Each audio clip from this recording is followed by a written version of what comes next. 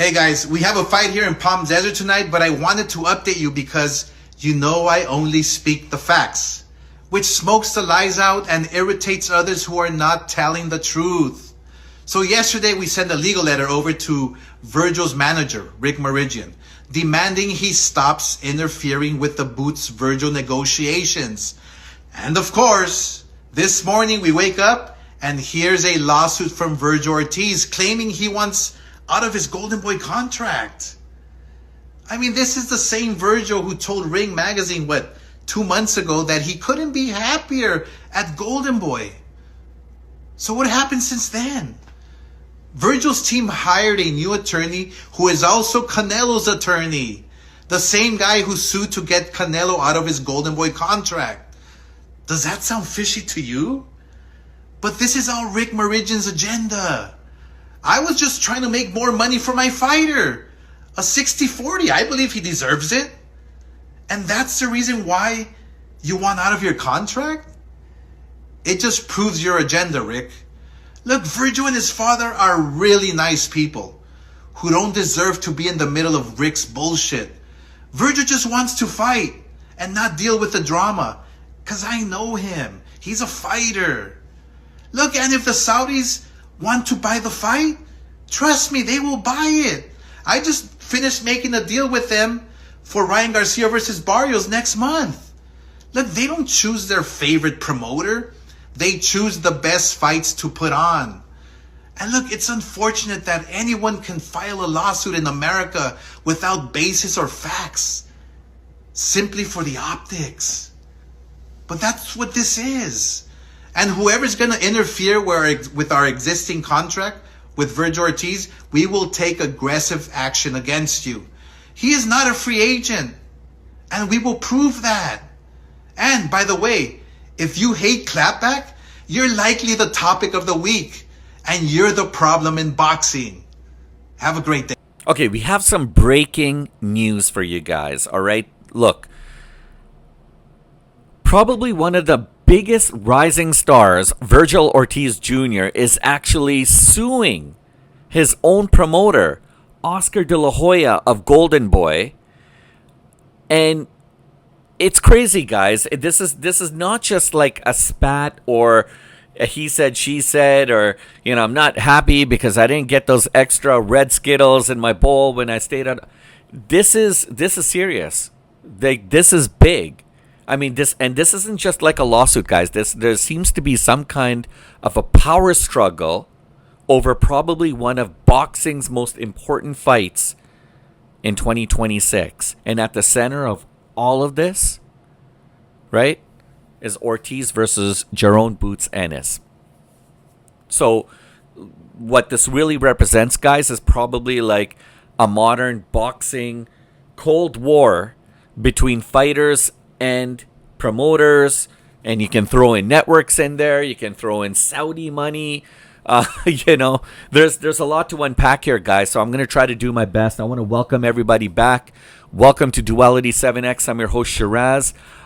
Before we kind of get into it, and before we break down exactly what's kind of happening here, please take the time to like and share and smash the like and subscribe and hit the bell notification so you guys never miss a beat. So if you guys enjoy real fight talk, you guys are definitely at the right place. So let's talk about GBP. Let's talk about Golden Boy Promotions.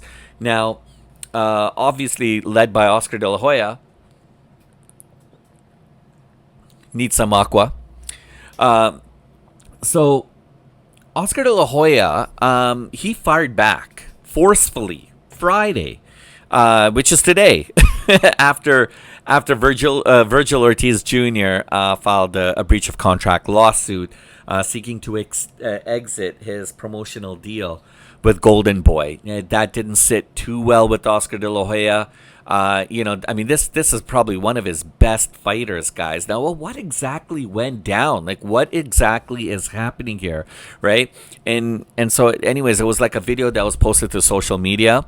Oscar De La Hoya essentially framed the lawsuit not as a fighter-led dispute, but as like outside interference, kind of making it clear that his organization, Golden Boy, intends to fight fight these allegations that are made against him, Oscar De La Hoya, and Golden Boy aggressively, right? So De La Hoya was direct. Okay, he was very direct. Vergil Ortiz Jr. is not a free agent, and he pretty much like put the blame squarely on Ortiz's manager, Rick Marigian, and attorney Gregory Smith. He accused them of disrupting negotiations that were already underway for a massive showdown with Jaron Boots Ennis. Now, guys, if you know anything about our channel, you know we've been covering the possibility of Jaron Boots Ennis taking on Vergil Ortiz Jr. That's the fight that everybody wants to see. But for whatever reason, those talks keep stalling. And people are pointing the fingers to Eddie Hearn and Matchbox. People are pointing the fingers to Oscar De La Hoya and Golden Boy. And the fighters want this. The fighters want this. But there's big power brokers that are preventing these guys from actually fighting. So now we're kind of, I think Vergil Ortiz Jr. is kind of getting fed up, and he's trying to get some answers. And so, I mean, like, at the heart, we believe at the heart of this lawsuit is really control, right? So you got promotional control, you've got broadcasting, network rights control, and potentially future leverage. There's a lot of things here from an operational standpoint that is not making a whole lot of sense to Vergil Ortiz Jr. or his manager, and so they decided that they're going to try to exit this contract. Now, Vergil Ortiz Jr. has a legal team. They argue that Oscar De La Hoya, Golden Boy Promotions, their relationship with DAZN actually expired at the end of 2025. And so essentially what that means is that Vergil Ortiz Jr. is free to walk. In other words, become a free agent. Now, Oscar De La Hoya is like, he's not a free agent, right? And Golden Boy is disputing that claim. They're insisting that the negotiations were ongoing to extend. They were ongoing with DAZN, right, to extend the deal, and that Ortiz still remains contractually bound to their promotional outfit. So the timing kind of raised eyebrows, right? Because De La Hoya said that Golden Boy sent a formal cease and desist letter to Ortiz's manager one day before the lawsuit was actually filed. Demanding he stop interfering in the Ennis negotiations. Hours later, the lawsuit commenced. Okay? And so it's weird timing. Almost like he knew exactly what was going on. So Vergil Ortiz Jr., Rick, gets this letter, a cease and desist letter from Golden Boy Promotions, warning him to stop interfering in the negotiations between Vergil Ortiz Jr. and Jaron Ennis. And this all happened one day before they actually filed the lawsuit. That's just uncanny, guys. Uncanny. So anyways, guys, like here's the money angle when it comes to all this, right? And the reason why I find this to be super explosive and why there's so much at stake is because Ortiz Jr. and Ennis, I mean, this isn't just a good fight. This is probably one, when this fight does come to fruition, it will most likely be one of the most commercially viable matchups that boxing could produce in 2026. All right. Both of these guys hold interim titles at 154 pounds. Both of these guys are undefeated. DAZN executives have allegedly told Ortiz's team that Ennis was the only acceptable next opponent. Now, if you guys remember when Vergil Ortiz Jr. last fought, and then right at the end, Jaron Ennis comes into the ring and he's there with Eddie Hearns, and they're like, "Let's make this fight happen. Like, come on, let's get this going." So, I mean, at that point, DAZN's like, "Yeah, we want this. We want this fight." That's not coincidence, guys. That's what I call sports entertainment leverage. I mean, nobody does it better than boxing promoters, all right? This lawsuit that Vergil Ortiz Jr. filed against Golden Boy actually claims that Golden Boy negotiated fight terms with Matchroom Boxing and DAZN without Ortiz's knowledge. And so this is why Vergil Ortiz Jr. is super, super upset, because discussions are going on, talks are going on. Obviously, Eddie Hearn of Matchroom is kind of filling in Jaron Ennis, every step of the way as to what's going on. But why, for whatever reason, Oscar De La Hoya wasn't doing the same with Vergil Ortiz Jr. Now, this is what Vergil Ortiz Jr. is claiming. All of this discussion, negotiations that were happening with between Ortiz's, between a potential fight between Vergil Ortiz Jr. and Jaron Ennis was all happening behind his back without any of his knowledge, right? And Golden Boy failed to disclose any kind of written agreements, and so these are some of the things that were, in that lawsuit. So Golden Boy is saying completely the opposite. They're saying that they were pushing for a favorable split, for Ortiz. And so, where do you even go with this? Because the fans are pissed.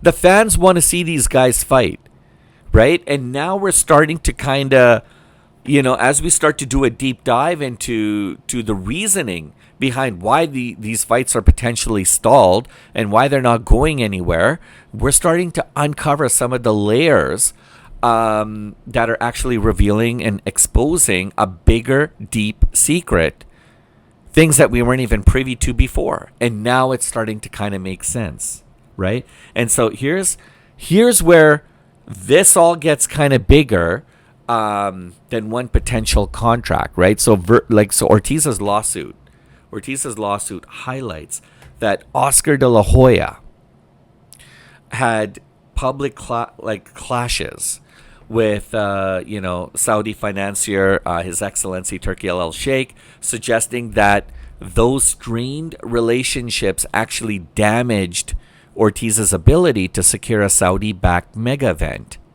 right? So, I mean, in the world that we live in today, and in the modern boxing world, this all matters. This is super, super important because, now it's not just fighting at the MGM in Vegas or at Madison Square Gardens, or, in New York, or did I say MGM, or even the T-Mobile Arena. Now it's all about Saudi, guys. If you can get a fight in Saudi, it's big bucks. It can really propel a fighter's career and really give them the kind of money that they need to be able to put away and enjoy. So everyone's chasing those big bucks. And if Ortiz is not, if Oscar De La Hoya did ruin Ortiz Jr.'s chance of being able to land a potential fight in Saudi, then obviously that's not going to sit well with Vergil, right? So, look, Saudi isn't just hosting fights, guys. They're reshaping the economic platform, right, that boxing sits on. They're trying to become the center for sports entertainment. And so, De La Hoya rejects that argument completely outright, saying that the right fight gets funded regardless of promoter alignment. Now, in some cases, I kind of agree with him. If it's a big enough fight, I'm sure the promoters will put aside their differences. But it seems like there's a little bit something more that we're not hearing, or somebody's not telling us, right? No mistake, okay? Seriously, this lawsuit is happening at a moment when fighters are trying to reposition themselves inside a shifting global power structure. These promoters are coming in left, right, and center. Now you have You got Manny Pacquiao. He's got his promotional outfit. You got Dana White with Zuffa. You got Endeavor, TKO, Paramount. You got all these guys. Nick Khan of the WWE. You got all these guys joining together, joining forces, creating their own outfit. There's a lot of different promoters, guys, and a lot of people are all trying to bid for projects. You got Matchroom. You've got Queensberry, right? You've got, you got Tyson Fury's promotion. So there's a lot of folks out there that are doing things, and they all want not just the opportunity to make money on a fight, but they want another share of that. And what better way to do it than to promote or to be part of the promotional structure or framework. So make no bones about it, guys. I mean, there's definitely a shift in global economic power that's happening, and like when I'm thinking about the Vergil Ortiz Jr. versus Jaron Ennis, that could potentially be one of the biggest boxing fights this year. At 154 pounds, guys, to see both of these guys who are at the top of their class, undefeated, I mean, this is going to be a super, super mega fight, right? Look, De La Hoya at the end of his, conversation had this to say. He said that he called the lawsuits against him an optics play, right? Insisting that Vergil Ortiz wants to fight and that his legal move reflects a managerial agenda, not the fighter's will. So now here's the irony in this, guys, because Ortiz previously praised Oscar De La Hoya and Golden Boy after knocking out Erickson Lubin, right? Publicly expressing excitement about the Ennis fight. And I just alluded to this, guys. After the Lubin fight, that's when, Eddie Hearn and Jaron Boots Ennis got into the ring. I actually made a video about this, guys. It got a lot of views, and they were both very, very interested. And then the DAZN executives jumped all over it and said, that's a fight that we want. So now the question comes down to is this about freedom, like boxers' autonomy? Is this about money, control, power? Is this about timing, right? Timing. Before the biggest fight to Ortiz Jr.'s career. One thing is for certain. This fight won't be decided on Instagram. It's going to be decided in court, all right? And the fallout, honestly, could reshape how boxing's next generation navigates power. I think a lot of fighters are getting a little on edge with all the changes. Like there's talks about changes to the Muhammad Ali Act, right? There's like or revisions they're trying to push and promote, and folks like Dana White and some of his executives are trying to spearhead some of those movements, but everybody thinks that they're doing, like, making these changes that are going to actually be a positive change for the sport itself, and not just for the sport but for the fighters, right?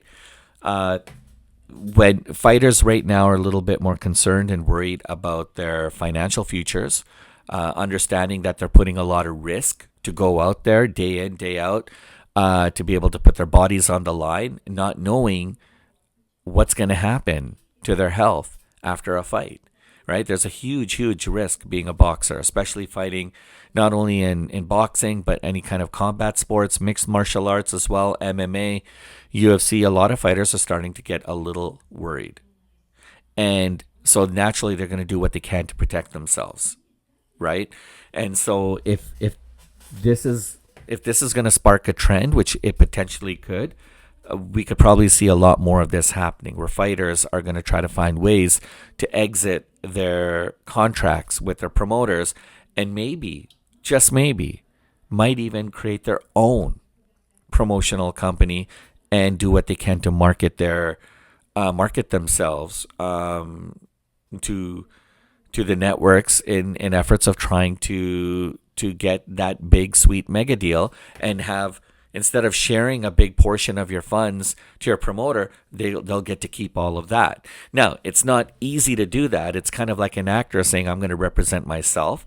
Hard to do. And it's not that it can't be done, But sometimes it is a little bit difficult to do. Sometimes you need that representation. That representation you're paying for, because you're paying that representation. You're paying your agency, your agents, your promoters. You're paying them that fee because they're going to be able to get you into doors that are normally closed to people like you, right?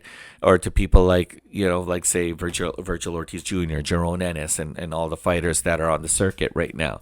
And so what happens is these promoters also have those special contacts, and they can make things happen. So sometimes you do pay for that fee, but you're guaranteed X amount of dollars. You're guaranteed X amount of fights, X amount of success, main events, co-main events, right? So that's what you pay into. So I'm not 100% certain as to what Vergil Ortiz Jr. is trying to do outside of the fact, if he wants to start his own promotional business, or if he's just trying to exit his contract out, away from Golden Boy, and maybe link up with a different promoter, or maybe just do his own. I don't know. I guess that's yet to be seen, right? So anyways, right, there's definitely a high power shift that's going on here, guys. Shocking. Probably one of the best fighters in the world right now suing his own promoter. That's wow. Well, and we're just at the start of 2026, guys. We're still in January. There is so much more this year is going to have to deliver for us. So on that note, I want to thank you guys all for joining us today. Again, if you like real fight talk, no fluff, no fillers, no biasness, then you're at the right place. We'd be very grateful if you could just smash the like and subscribe, like and share, and hit the bell notification so you never miss a beat. And we're just getting started, guys, because I got another exciting story for you guys tomorrow. So look forward to catching you guys on the next one. Enjoy your evening.